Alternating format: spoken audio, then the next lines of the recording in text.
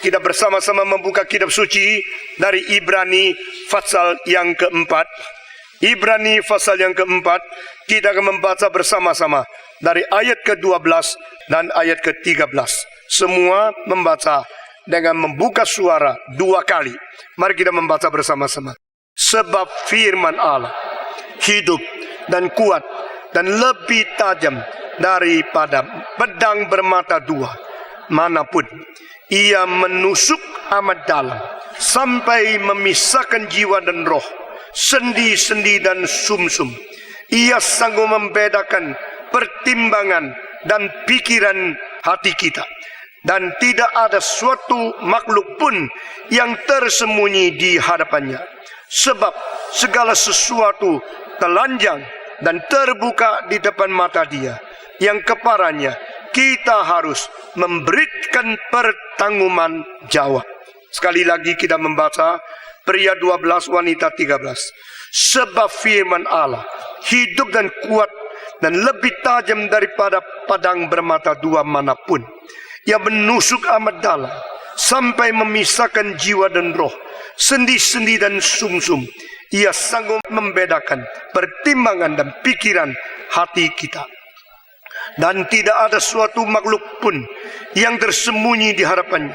Sebab segala sesuatu telanjang dan terbuka di depan mata Dia, yang kepadanya kita harus memberikan pertanggungjawaban kita. Mari kita berdoa sekali lagi. Tuhan, kami sudah membaca firman-Mu. Sekarang Tuhan, kiranya kami boleh sadar kunjungan kehadiran Tuhan di dalam persekutuan orang kudus pada pagi ini. Tuhan boleh berbicara ke dalam hati kami masing-masing. Celikkan mata rohani kami, buka hati kami, sehingga kami boleh menerima begitu besar anugerah Tuhan yang Tuhan akan didik dan akan lengkapi kami. Dengar doa kami. Pakailah hamba-Mu yang hina ini. Berkatilah setiap kalimat yang akan diucapkan. Demi nama Yesus Kristus, berikan kemenangan terhadap iblis kepada kami, sehingga kami boleh semua mencapai sesuatu kemenangan yang sesuai dengan rencana Tuhan yang Tuhan janjikan. Dalam nama Yesus pula kami sudah menaikkan doa ini. Amin. Saudara-saudara, setelah penulis daripada Ibrani mengatakan jangan kita ketinggalan, jangan kita terus memandang Tuhan, tetapi dengan keraguan, dengan tidak beriman, sehingga kita tidak sampai seperti orang Israel, bangsa yang tidak beriman dan selalu menguji, mencoba Tuhan. Mereka mati bergelimpangan mayatnya di dalam padang belantara. Saudara-saudara, biar kita selalu ingat Dia dan selalu memandang kabar Dia. Selesai dia bicarakan sampai pasal keempat bagian pertama ini, maka langsung diteruskan dengan sesuatu hal yang penting sekali, yaitu firman Tuhan.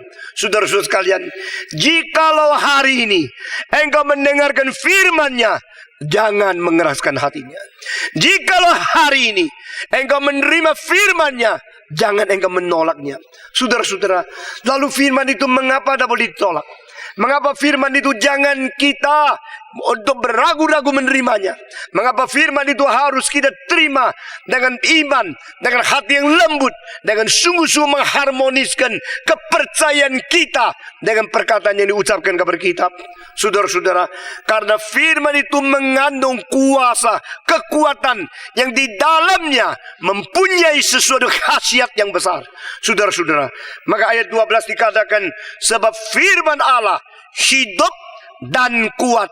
Nah, istilah hidup dan kuat ini dalam terjemahan yang lain adalah firman itu sangat lincah dan sangat berkhasiat, sangat bermanfaat. Artinya, saudara-saudara, di sini kita melihat sifat firman dan fungsi firman, 2 hal yang diungkapkan oleh penulis daripada buku Ibrani ini.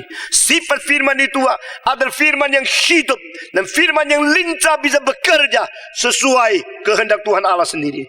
Yesus Kristus berkata di Yohanes pasal 6 ayat ke-63 bahwa yang menghidupkan engkau adalah roh, bukanlah tubuh.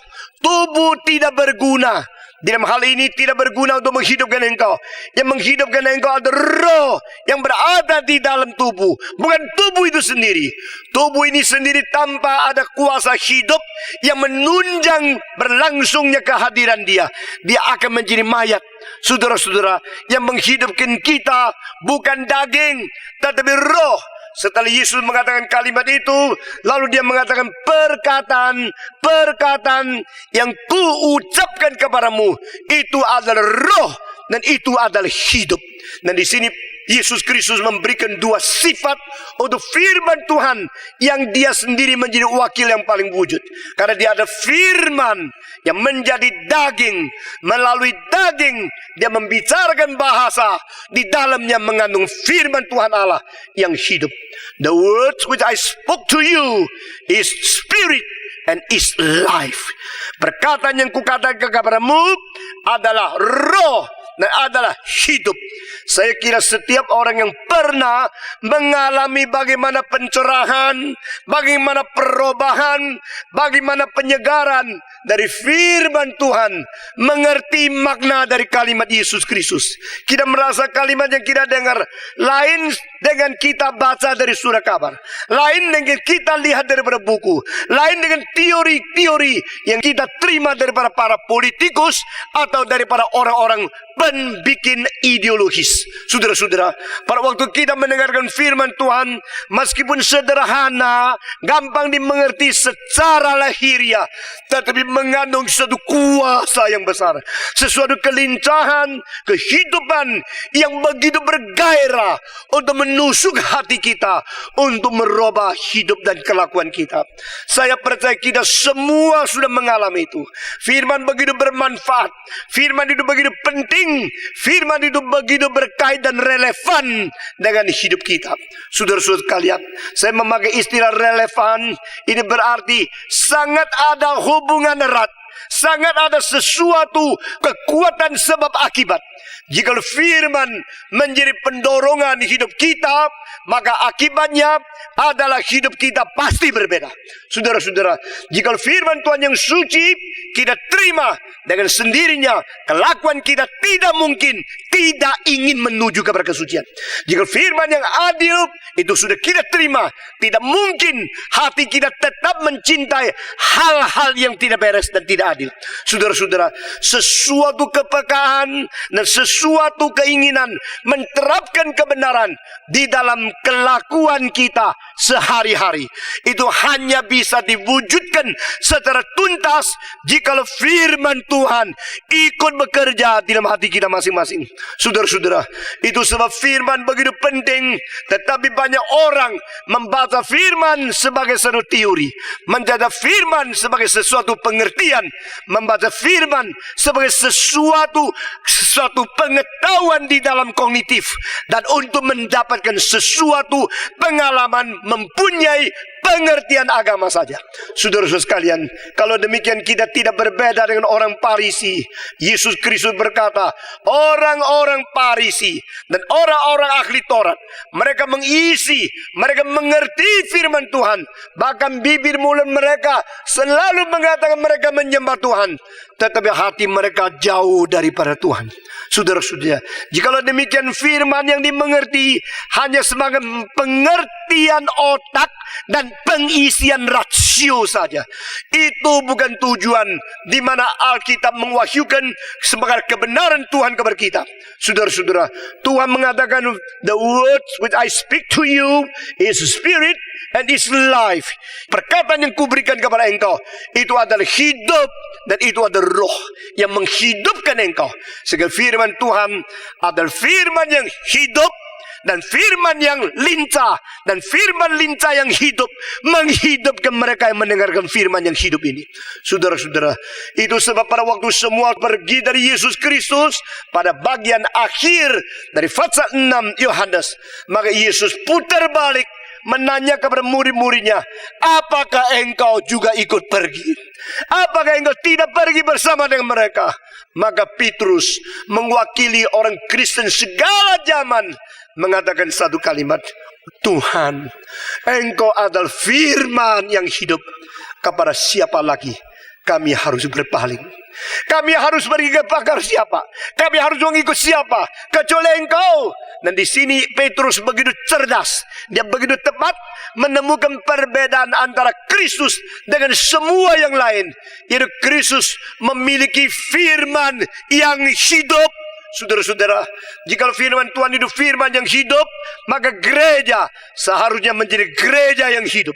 Jika orang Kristen menerima firman Tuhan yang hidup, maka orang Kristen seharusnya menghidupkan firman secara relevan di dalam hidup sehari-hari kita. Saudara-saudara, sehingga orang yang melihat hidup orang Kristen, mereka bisa mengerti, mereka sadar ada sesuatu yang berbeda dari orang lain di dalam diri orang Kristen ini. Karena dia menerapkan, dia menjalankan firman itu menjadi sebagian dari dorongan dan perwujudan hidup dia sehari-hari.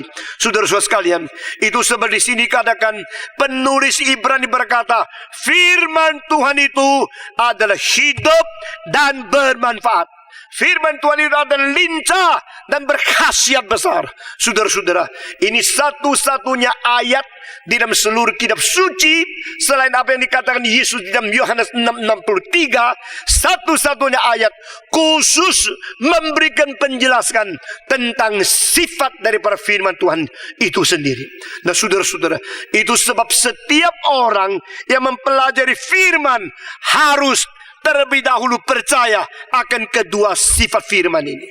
Setiap orang yang mengabarkan firman harus terlebih dahulu mengalami dan percaya serta menerapkan kedua aspek dari firman ini. Saudara-saudara, jikalau saya berkhotbah di sini, yang saya khotbahkan adalah firman, tapi saya sendiri tidak pernah mengalami kuasa hidup dari firman itu yang secara lincah merubah saya, maka tak mungkin saya menjadi pengkhotbah yang baik. Jikalau saya sendiri sebagai pemberita firman, saya tidak percaya bahwa ada khasiat firman yang bisa merubah saya, juga bisa merubah pendengar saya, maka saya tidak berani berdiri dan tidak mungkin menjadi hamba Tuhan yang baik. Itu sebab semua mahasiswa teologi, semua yang studi PA, semua yang belajar firman, biar engkau mempunyai kesadaran, kepercayaan, pengertian yang sama dengan sesuatu primisi bahwa firman Tuhan itu firman yang hidup. Saudara-saudara, mengapakah firman Tuhan kita percaya sebagai firman yang hidup? Karena Tuhan yang berfirman adalah Tuhan yang hidup semua. Tuhan yang berfirman adalah Tuhan yang hidup. Our God is a living God, and the living God is speaking God. The word spoken to us is spoken by the living God. He is now living. He is now still speaking. He is now still illuminating us. Kita harus percaya dengan keyakinan teguh tentang hal ini. Saudara-saudara, kita harus mengetahui semua nabi ada dalam kuburan, saudara-saudara, tetapi Yesus tidak. Saudara-saudara, karena dia sudah bangkit daripada kematian, karena kuburannya kosong, maka hati kita terisi. Kalau orang mengikuti seseorang yang pemimpinnya berada terisi di kuburan, hati dia kosong. Tetapi karena Kristus kuburannya kosong, maka hati kita terisi semua. 1, 2, 3. Karena kuburan Kristus kosong, maka hati kita terisi. Mengapa kosong? Dia tidak di situ. Salah satu kalimat yang paling besar, yang paling agung, yang paling mulia, yang paling hormat, yang pernah diucapkan oleh para malaikat adalah malaikat-malaikat yang menjaga kuburan Yesus, berkata kepada mereka yang dengan ratap tangisan datang pagi-pagi ingin menemukan jenazah Yesus. Karena inilah yang paling kita cintai, inilah pimpinan agama yang paling baik yang kita mengerti, tetapi dia dibunuh. Kasihan. Mari kita mau melihat mayatnya, kita mau mengingat dia, tetapi justru diteriakkan dengan suara yang nyaring oleh malaikat, He is not here, He is risen. Dia tidak di sini, dia sudah bangkit. Mengapa engkau mencari orang yang hidup di tengah-tengah orang mati? Saudara-saudara, ini kalimat menggugah kita. Mengapa engkau mencari yang hidup di antara orang mati? Seperti orang yang mencari kuaci di tengah-tengah kulit kuaci yang sudah tidak ada kuaci lagi. Engkau memerlukan yang isinya. Engkau bukan memerlukan gagang yang sudah kosong. Engkau memerlukan hidup dari Tuhan.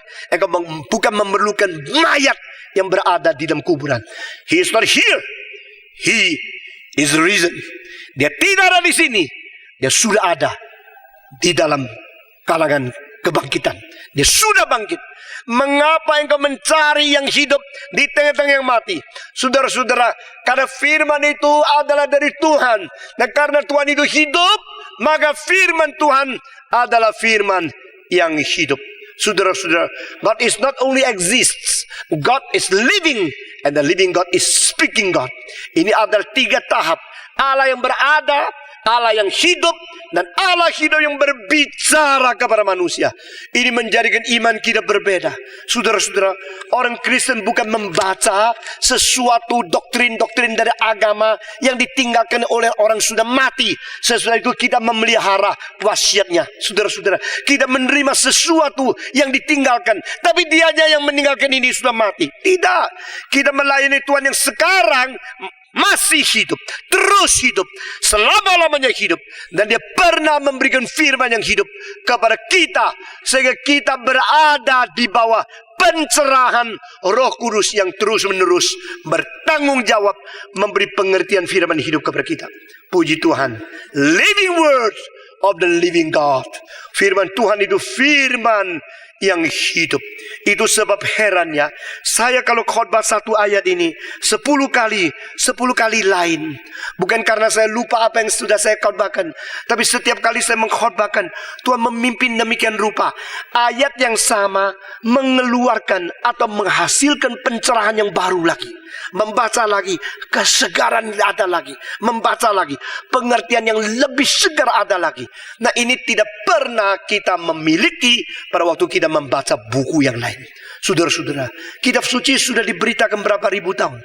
Dari Musa sampai sekarang 3.500 lebih tahun. Saudara-saudara, saya tanya, pernahkah kitab suci itu menjadi bosan bagi mereka yang sungguh-sungguh rindu, aus akan firman? Tak pernah. Saudara-saudara, hanya menjadi bosan bagi mereka yang tidak pernah mengerti kitab suci itu apa adanya. Saudara-saudara sekalian, firman Tuhan itu hidup adanya. Firman Tuhan itu lincah adanya. Firman Tuhan itu bergerak dengan cepat, sangat dinamis artinya. Jadi istilah di sini hidup di dalam bahasa Indonesia boleh diterjemahkan firman Tuhan itu dinamis adanya. Kalau saudara membaca di dalam Roma pasal 1, aku tidak merasa malu karena Injil ini. Sebab Injil ada kuasa Allah yang besar untuk menyelamatkan setiap orang yang percaya. Di dalam bahasa Grekanya, istilah kuasa itu pakai dinamik. Saudara-saudara, berarti sesuatu dinamika yang sebenarnya berasal dari dinamit, berarti peledak. Jadi satu kekuatan yang berada di peledak. Firman Tuhan itu kalau bekerja, dia akan meledakkan segala sesuatu. Hancurkan tembok-tembok dosa. Hancurkan beban-beban daripada kejahatan. Dan membawa kita menuju kepada sesuatu perjalanan yang sudah dilonggarkan. Setiap minggu Senin saya terbang ke Kuala Lumpur. Dan dari Kuala Lumpur, airport yang terjauh dari kota di seluruh dunia, 75 km, naik taksi, tetapi mumpung tidak terlalu macet, di dalam 1 jam pasti sampai. Saudara-saudara, setiap minggu Selasa, saya pergi lagi ke Kuala Lumpur Airport, lalu terbang ke Hong Kong. Saudara-saudara, waktu mobil itu mau masuk Kuala Lumpur, di situ ada satu jalan yang di sini bukit, di sini bukit yang lurus begini, dan di situ kelihatan indah sekali. Begitu dari situ melihat Kuala Lumpur, bangunan yang tertinggi di dunia yang dibangun oleh Petronas itu, 2 menara di situ. Dan menara daripada Kuala Lumpur di situ bagus sekali. Tapi yang menarik saya adalah jalan ini kok bisa di tengah-tengah 2 bukit persis lurus begini. Apakah memang ada 2 bukit begini untuk sedia jalan bagi orang bisa bikin itu highway di tengahnya? Bukan. Saudara-saudara, tadinya bukit itu 1, tetapi kalau keliling bukit itu akan jalan jauh sekali. Maka pemerintah membuat bukit itu menjadi 2. dengan meledakkan bukit itu. Sudah diledakkan, maka masih sisa sedikit di sini, sisa sedikit di sana. Lalu di situ tengahnya menjadi jalan di mana mobil lalu lintas beribu-ribu setiap jam lewat ke situ. Nah saudara-saudara, setiap kali saya melewat itu, saya melihat itulah sesuatu tanda bagaimana Tuhan bekerja. Karena aku tidak merasa malu bagi firman Tuhan. Karena firman Tuhan seperti dinamit yang menyelamatkan orang yang percaya kepada Dia. Saudara-saudara, jalan kita kepada Tuhan buntu karena ada bukit dosa. Jalan kita menuju kepada takhta Tuhan buntu karena ada hindaran-hindaran. Bukan karena telinga Allah terlalu berat sehingga tidak mendengar doa kita. Bukan lengan Tuhan Allah terlalu pendek sehingga tidak sanggup menolong kita. Tetapi karena dosa kita telah menghalangi kita dengan Tuhan, merintangi kita di hadapan Tuhan, sehingga kita tidak bisa menerima pertolongan daripadanya. Halangan ini bagaimana dipinggirkan? Rintangan ini bagaimana dipecahkan? Kecuali dinamit daripada Tuhan Allah sendiri. Dan dinamit dari Tuhan Allah itu firman Tuhan yang hidup. Saudara-saudara, jika kita mengambil satu tema, saudara bikin paper di rumah, bagaimana saya mengalami kuasa Tuhan. Lalu minggu depan dikumpulkan dibaca. Saya kira 1 bulan tidak selesai kita membaca. Daripada apa yang pernah Tuhan kerjakan, dirimu. Semua pernah mengalami kuasa Tuhan merubah hidup kita. Saudara-saudara, satu kali saya berkhotbah, di bawah ada seorang terus lihat saya. Sesudah dia berkata, saya kira kalau engkau tidak menjadi pendeta, mungkin jadi apa kamu ya? Saudara-saudara, dia mengatakan engkau kalau tidak menjadi hamba Tuhan, jangan bilang hamba Tuhan, kalau tidak percaya Yesus Kristus ya, mungkin engkau menjadi perusak banyak pemuda-pemudi. Saya mau mengatakan, memang, iya. Jikalau saya tidak diselamatkan oleh Tuhan, saya bukan begini. Sifat saya terlalu keras. Sifat saya terlalu tidak sabar. Sifat saya terlalu cepat mau mengerti segala sesuatu. Saudara, itu sebab sekarang saya belajar bagaimana sabar. Apa itu sabar? Yaitu yang orang ngomong saya sudah ngerti, saya mesti tunggu sampai dia selesai ngomong. Itu susah loh saudara-saudara. Apalagi yang dia ngomong saya sudah ngerti 20 tahun yang lalu. Yang lebih susah lagi, dia kira sekarang saya belum tahu. Jadi dia mulai ngomong gitu loh Pak Tong, gitu loh. Saya bilang iya. Lalu saya mulai sabar tunggu apa yang sudah saya ngerti 40 tahun yang lalu. Saudara-saudara, nah itu namanya belajar. Kalau Tuhan tidak merubah saya, sifat saya bukan begini saudara-saudara. Kalau Tuhan tidak merubah saya, ini hari jadi apa saya tidak tahu. Saudara-saudara, ada seorang jenderal 4 bintang mengatakan, saya heran engkau mau jadi pendeta. Engkau kalau berjuang dari muda di dalam dunia politik, tidak sulit bagi engkau menjadi presiden. Ada orang mengatakan begini. Ada orang juga mengatakan, sifat engkau seperti ini jadi pendeta. Ini pendeta yang paling aneh yang pernah saya lihat. Dia bilang, menurut dia pendeta itu enggak. Baiklah, ini kok lain sekali ngomongnya seperti ini. Modelnya juga tidak seperti pendeta. Waktu saya muda, cara saya sisir rambut pakai pakaian lain seperti pendeta. Lebih mirip pemuda crossboy, saudara-saudara. Jadi orang lihat ini pendeta lain. Ini pendeta sendiri lain. Memang lain. Kalau saya tidak jadi pendeta, saudara-saudara, ada seorang mengatakan, mungkin engkau berbakat menjadi kepala geng yang besar. Oh itu sih jangan ya saudara-saudara. Tapi kalau kualifikasi ada sedikit lah begitu. Karena apa? Satu kali ada geng yang datang mau memukul seorang guru di sekolah yang saya ngajar. Waktu itu saya umur 18,5, saudara-saudara. Lalu dia bawa 40 orang yang bawa sepeda, semua masuk sepeda. Begitu masuk dalam sekolahan, waktu mereka masuk, kepalanya, matanya seperti lampu yang 100 watt, saudara-saudara. Naik sepeda keliling di situ. Kira-kira umur 20 lebih. Saya umur 18.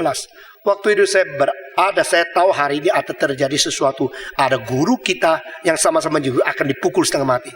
Saya berada di luar pintu di situ. Saya perintahkan turun dari sepeda. Yang pertama itu lihat saya lihat dia. Itu namanya adu mata, saudara-saudara. Kalau mata adu sama mata, dia langsung turun ke matanya. Dia turun dari sepedanya. Yang kedua galang masuk, lihat pimpinannya turun-turun. Semua 40 orang tuntun sepeda di situ. Sudah pakai. Saya tanya, mau apa? Hari ini ada apa? Dia bilang, tidak apa-apa. Kalau enggak apa-apa, kenapa begitu banyak masuk sini? Sebab enggak apa-apa. Dia mulai kacau. Sudah mulai kacau. Saya bilang, kalau begini, silakan di dalam berapa menit semua keluar. Satu-satu keluar. Dan sebelum mereka keluar, terdengar satu kalimat antara pemimpinnya dengan wakil pemimpinnya oleh seorang murid yang berada di pinggir. Dia bilang, orang yang di depan pintu itu jangan diganggu ya. Dia bilang, itu mungkin kepala geng yang lain yang besar sekali. Lalu mereka mengatakan, siapa berani ganggu orang itu, saya matiin kamu. Maka mereka semua tidak berani apa-apa. Setelah di dalam 5 menit semua pergi. Lalu murid itu berkata, Patong, tak bilangin ya. Aku dengar satu kalimat sehingga mereka lari semua. Kalimat apa sih? Dia bilang, siapa yang ganggu orang di dekat pintu itu, saya matiin kamu. Kita bisa gila kalau itu mungkin kepala geng yang besar sekali. Saudara, aduh, saya bilang, Tuhan, saya kok jadi mirip kepala geng sih. Saya pulang lihat kaca, muka gue ini muka apa sih? Muka galak, muka geng atau bagaimana? Saudara-saudara, saya berkata kepada saudara, jikalau kuasa Tuhan tidak merubah, Stephen Tong hari ini bukan demikian. Juga semua pendeta yang lain bukan demikian. Saudara-saudara, jikalau bukan kuasa Tuhan merubah hidup kita, engkau juga tidak demikian. Saya juga tidak demikian. Saudara-saudara, orang-orang yang sulit menerima Tuhan akhirnya bisa menerima. Orang-orang melawan Tuhan akhirnya bisa menjadi takluk. Kenapa? Yesus orang Nazaret berapa besar kuasanya? Umur 33 mati digantung di kayu salib. Orang yang sendiri membela sendiri pun tidak bisa. Mana ada kuasa? Orang Yahudi minta mujizat. Orang Yunani minta bijaksana. Mereka akhirnya menemukan di atas kayu salib tidak ada mujizat, tidak ada kuasa, tidak ada hikmat. Hanya ada kebodohan, hanya ada kelemahan, hanya ada sesuatu tidak berdaya untuk menyelamatkan diri. Itu semua mereka menghina dia, mereka meludahi dia, mereka berkata, turun dari salib. Jikalau Tuhan Allah menyenangkan engkau, biarlah dia menyelamatkan engkau sekarang. Saudara-saudara, Tuhan Yesus tidak menjawab. Diejek, difitnah, dimaki caci, diludahi mereka. Dia hanya mengatakan, Allah, Bapa ampuni mereka, karena apa yang mereka perbuat mereka tidak mengetahui. Saudara-saudara, di atas Golgota tidak ada kuasa, tidak ada. Tetapi akhirnya menjadi kuasa terbesar untuk merubah seluruh dunia. Di atas salib tidak ada bijaksana, tidak ada. Tapi akhirnya menjadi hikmat yang tertinggi, menjatuhkan semua filosof-filosof. Saudara-saudara, saya sudah mengajar filsafat lebih 30 tahun. Dan saya mengetahui baca buku-buku filsafat yang tertinggi apapun, akhirnya menemukan lubang-lubang yang di dalam kitab suci sudah ada daya untuk mengisi dan menyempurnakannya. Saudara-saudara, tidak ada satu filosof, tidak ada satu sistem pikiran yang tidak ada lowongan. Karena itu adalah produksi daripada otak manusia yang dicipta, yang terbatas, yang sudah terpolusi, created, limited, and polluted reasoning power from God. Saudara-saudara, karena dosa sudah mempolusi kita, sehingga dari produk pikiran yang terpintar selalu ada lowongan. Tetapi pada waktu dibawa ke dalam Alkitab, kita merasa ada cahaya Tuhan yang lebih besar dari itu. Saudara-saudara, pada waktu saya membaca buku dari Martin Buber, I and Thou, saya menemukan dia membagi lapisan-lapisan relasi. Pertama, I and it, ini kertas. Saya orang kalau perlu kertas dipakai, kalau tidak perlu dibuang. Karena apa? Tidak ada hubungan ini kan saya hanya mempunyai hubungan memperalat dia itu it, itu namanya it. Tetapi kalau sesudah saya menghadapi kepada orang-orang yang saya kenal, itu bukan it loh. Manusia tidak boleh diperlakukan menjadi it, tapi menjadi apa? Menjadi him, I and him, I and her. Aku dengan ibuku, aku dengan saudaraku, aku dengan ayahku, aku dengan istriku, aku dengan anakku. Itu I and him sudah lebih tinggi daripada I and it. Tapi saudara-saudara, lebih dekat lagi, itu adalah sesuatu hubungan I and thou, aku dengan engkau. Itu sebab perlu pernikahan. Itu sebab perlu sesuatu yang paling erat, di mana ada satu relasi antara kedua pribadi yang mempunyai keeratan, tidak bisa dicampuri oleh orang lain. Itu namanya I and thou. Nah saudara-saudara, ini ditemukan kapan? Ditemukan pada permulaan abad ke-20. Oleh siapa? Oleh Martin Buber, seorang profesor dari University of Hebrew, saudara-saudara. Akhirnya, dan pada permulaan dia masih di Eropa pada waktu itu, sebab waktu itu belum ada Universitas Hebrew di Tel Aviv dan Yerusalem, saudara-saudara. Namun waktu saya membaca buku dia, lalu saya mikir, apakah betul ini baru ditemukan abad 20?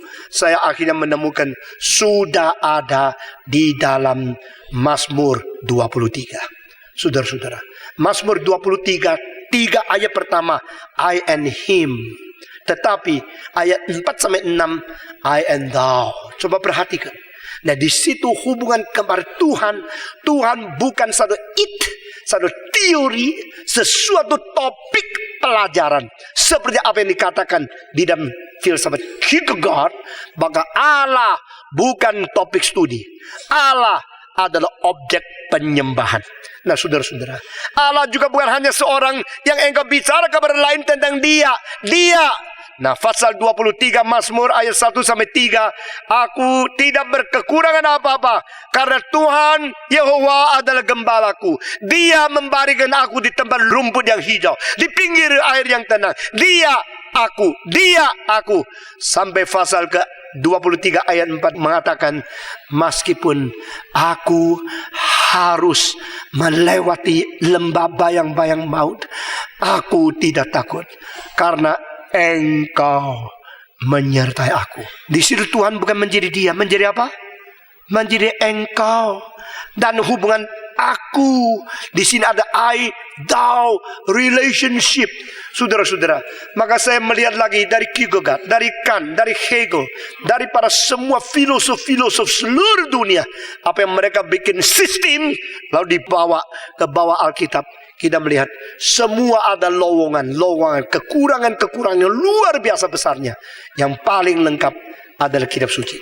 Saudara-saudara, Dr. Stephen Chen dia berkata kepada kita bahwa semua filosof akhirnya juga menemukan bahwa mereka sendiri tidak mungkin mempunyai sesuatu keutuhan, kesempurnaan sifat, karena di dalam Alkitab sudah mengandung jauh lebih sempurna dari itu. Dan kitab suci ini mempunyai kelincahan tersendiri yang tidak begitu baku, statis, sehingga mati menjadi bahasa yang mengikat. Tidak. Dan juga tidak diikat oleh bahasa, karena firman Tuhan adalah firman yang hidup, firman yang berkuasa besar. Saudara-saudara, sesudah ini penulis mengatakan firman Tuhan yang berkuasa besar ini lebih tajam daripada pedang bermata dua. Saudara-saudara, yang disebut pedang bermata dua berarti bukan hanya seperti pisau kita di dapur, sebelahnya tajam, yang sebelahnya tidak berfungsi. Bukan. Yang disebut pedang yang bermata dua adalah yang kanannya begitu tajam, sama seperti kirinya begitu tajam, sehingga seluruh pedang itu mempunyai ketajaman ke kanan, ke kiri, ke atas, ke bawah. Dia berfungsi adanya. Saudara-saudara, firman Tuhan seperti pedang yang bermata dua, tajamnya, dan lebih tajam dari pedang manapun. Saudara-saudara, di dalam sejarah ada pedang-pedang terkenal dari 2500 tahun yang lalu di Ithaka, jadi pedang daripada seorang raja Ithaka yang namanya Ulysses. Ada juga pedang yang terkenal di Inggris, namanya pedang daripada King Arthur. Juga ada pedang yang terkenal di Tiongkok di dalam sejarah. Saudara-saudara, pedang-pedang apapun yang paling tajam itu melewati pembakaran yang hendak habis-habis, pembakaran yang luar biasa, sudah lewat api berkali-kali, akhirnya mempunyai sesuatu keadaan yang disebut sebagai Tauruni. Pedang yang tajam itu memotong pisau seperti memotong tanah. Itu peribahasa Tionghoa. Jadi pedang yang tajam. Engkau pakai peso biasa melawan, peso itu dipotong seperti potong tanah. Gampang sekali. Karena pedang yang keras, pedang yang tajam luar biasa. Apapun dia tusuk, pasti masuk. Firman Tuhan seperti adanya. Saudara-saudara, kalau memang firman Tuhan mempunyai kuasa seperti ini, mengapakah kita tidak mau percaya ada orang-orang yang paling keras hatinya pun tetap bisa menjadi orang Kristen? Saudara-saudara, sepanjang 40 lebih tahun saya sendiri membuktikan ada seorang jenderal yang 5 bintang berlutut menerima Tuhan Yesus. Ada seorang profesor yang kaku sekali menerima Yesus Kristus. Ada geng yang luar biasa jahatnya, akhirnya menangis berderu-deru di hadapan Tuhan untuk mengaku dosa. Ada orang yang paling melawan Tuhan, akhirnya mengaku dosa di hadapan Tuhan. Ada orang komunisme, profesor ateisme yang menerima Tuhan dalam kebaktian saya.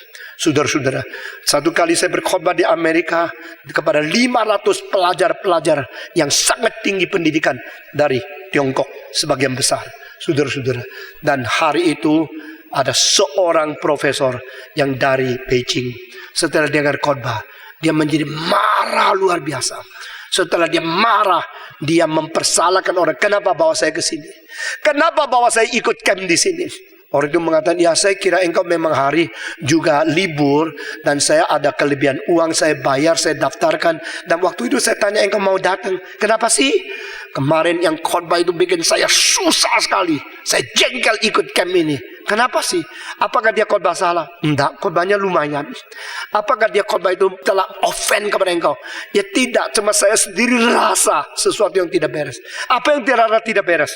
Dia bilang di dalam satu khotbah itu mendadak struktur pikiran komunisme yang menjadi satu wawasan saya selama hidup di dunia semua menjadi hancur. Dan saya pulang baru tahu selama 35 tahun saya hidup salah semua. Saya jengkel kalau begini saya menjadi orang yang tidak berguna dong. Apa yang saya hidupkan selama 35 tahun tidak berarti. Lalu bagaimana? Dia bilang, saya mau pulang. Janganlah, coba dengar lagi berapa hari.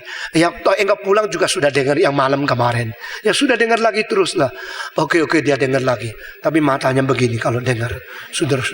Ada seorang profesor matanya miring-miring mendengar 2 hari, 3 hari, 4 hari. Hari kelima selesai kebaktian, langsung saya dihantar pergi airport karena malamnya khotbah di lain tempat.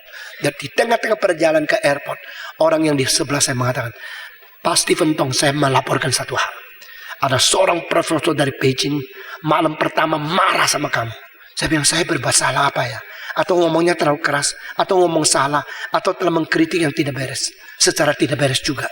Dia bilang, tidak, engkau tidak ada apa-apanya. Tetapi dia rasa struktur wawasan pikiran komunisme yang selama ini dia tumpuk, dia begitu menumpuknya sampai 35 tahun, dipecahkan satu hari. Saya bilang, puji Tuhan. Ini membuktikan firman Tuhan berkuasa. Saudara-saudara, seorang ibu menangis berkata kepada saya, anak saya, puji Tuhan loh saya. Kenapa? Dulu ngomong apapun tidak dengar, diapain pun tidak mau taat. Tapi dia telah ikut camp berapa hari, pulang menjadi orang berbeda sekali. Sekarang dia berdoa, dia sekarang mau baca kitab suci, dan dia sekarang mau baca buku yang baik. Dia sekarang bakar sendiri buku-buku yang tidak jelas, tidak baik di dalam kamarnya. Dan dia merubah dengan musik yang baik. Saya tidak tahu apa yang terjadi. Diapain sih di camp itu? Diapain? Dicuci otaknya ya? Bagaimana bisa begini? Saya menjadi ibu sudah belasan tahun mendidik dia tidak bisa jadi. Saya menjawab, karena firman Tuhan berkuasa. Saudara-saudara, lalu engkau tanya, kalau firman Tuhan berkuasa, mengapa ada orang tidak ada perubahan sama sekali? Mengapa ada orang yang berubah sekali? Saudara-saudara, kalau engkau melihat ada sebidang tanah yang tidak ada air, sekitarnya semua itu basah karena hujan, engkau jangan salah, hujan tidak berkuasa. Karena tadi ada terak yang besar berada di situ, sehingga air hujan tidak turun ke tanah itu.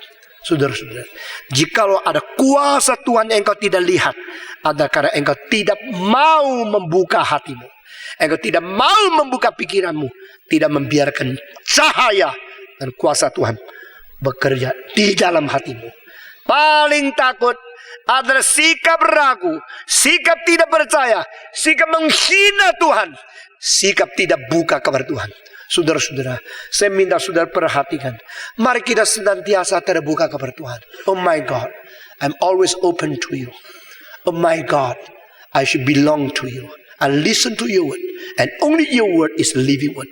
Only your word can change my life. Only your word can transform my living. Only your word can give me a new prospect to look forward to see all the glory of eternity. Saudara-saudara, jikalau engkau melihat kekekalan, sudah menemukan kekekalan, engkau cara pandang semua itu berbeda lagi. Firman Tuhan mempunyai kuasa membawa kita melihat kepada kekekalan. Setelah melihat, bertemu dengan kekekalan, kita melihat yang fana ini apa sih? Dan saya harap kita bukan hanya mengerti, kita betul-betul menerapkan apa yang kita mengerti dari firman Tuhan itu.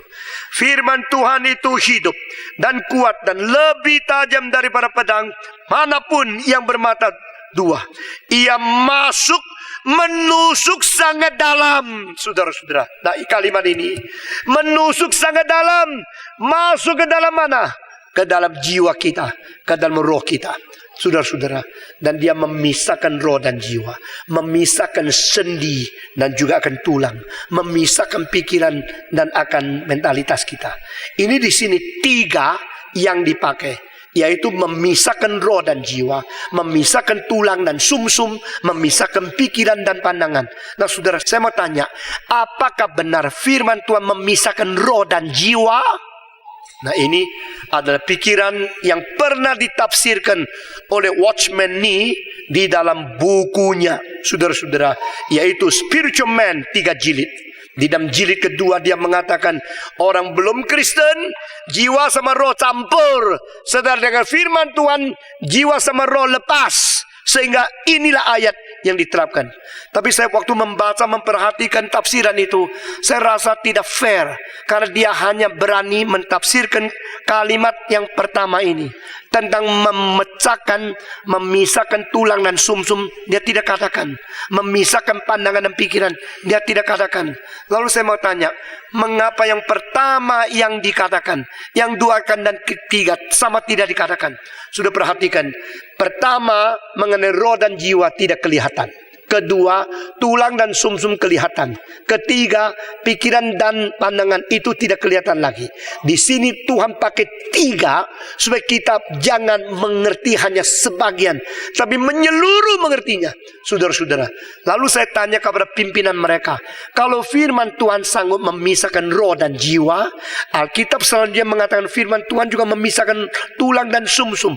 Adakah di antara kamu orang mendengar firman Tuhan saking berkuasanya, akhirnya tulang sama sumsum lepas semua? Ada nggak? Mereka tidak jawab. Dan saya bertanya, mungkin nggak jawab? Tak mungkin dijawab. Itu sebab saya minta saudara di dalam hermeneutika menjelaskan Alkitab.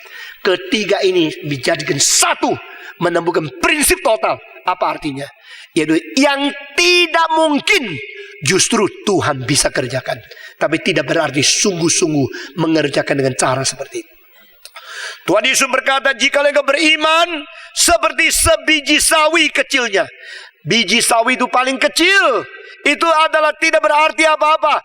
Tetapi jika engkau beriman sebesar biji sawi, engkau akan apa? Hah? Akan apa? Hah? Engkau akan memindahkan kursi. Memindahkan apa? Gunung. Nah, saudara-saudara, saya tanya, Paulus beriman tak? Jawab. Iman Paulus besar. Besar. Petrus besar. Saudara-saudara, sekarang saya tanya, pernahkah Paulus memindahkan gunung? Gunung jalanlah, lalu gunung itu jalan. Ada nggak? Nggak ada. Kalau begini Alkitab ngomong kosong. Bukan ngomong kosong. Itu adalah sesuatu cara literatur Alkitab.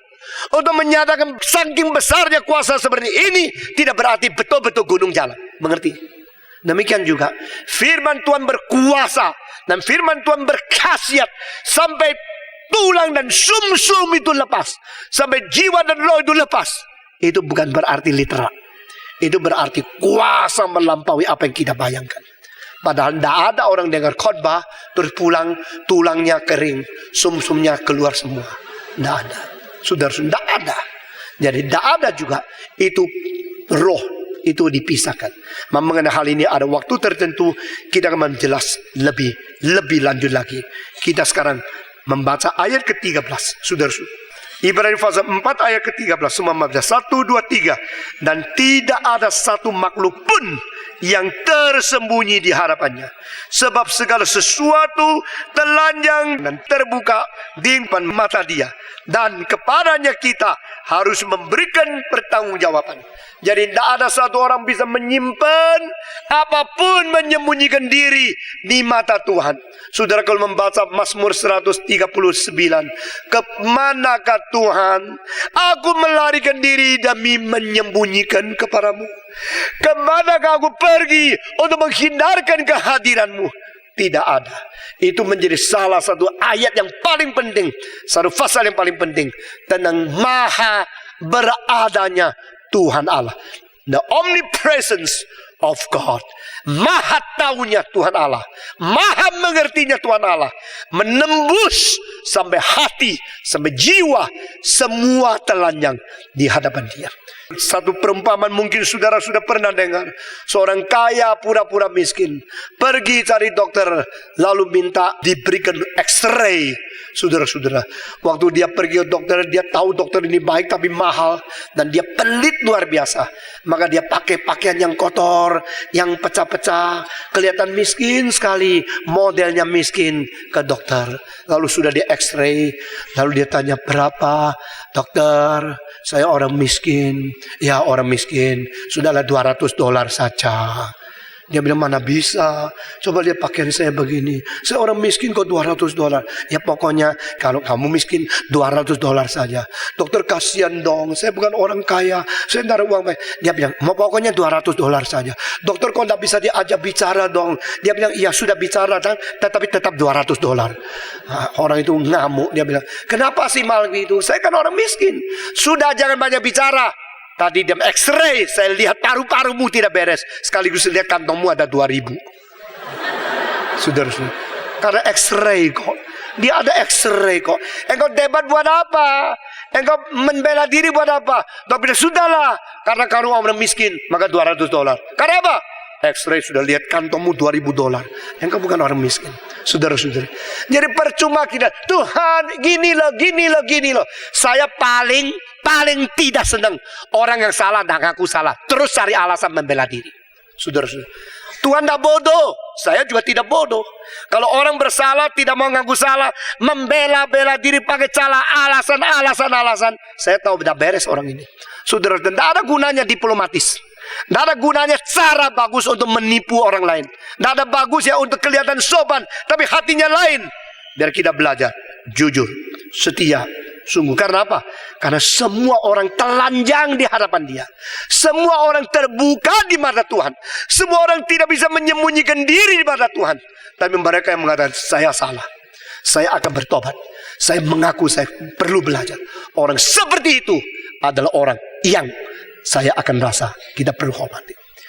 Saudara-saudara, di hadapan Tuhan kita telanjang, di hadapan Tuhan kita terbuka. Kita harus mengatakan, Tuhan beri kekuatan kepada saya mengkoreksi diri. Mari kita berdoa.